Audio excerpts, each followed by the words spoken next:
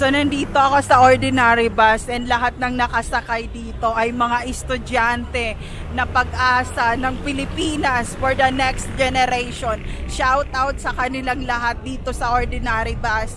Makukuha rin natin ang kalayaan dito sa Pilipinas.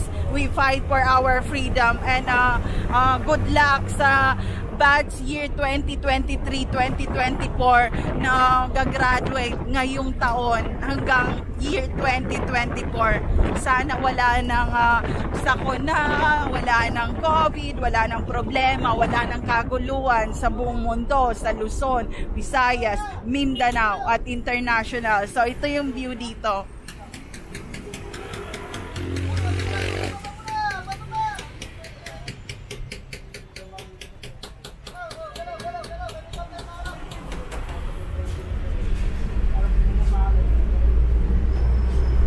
Puro mga estudyante ang nandito sa ordinary bus.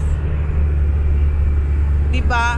Maraming mga bagong kabataan na pag-asa ng Pilipinas sa bagong henerasyon na nakasurvive sa COVID pandemic.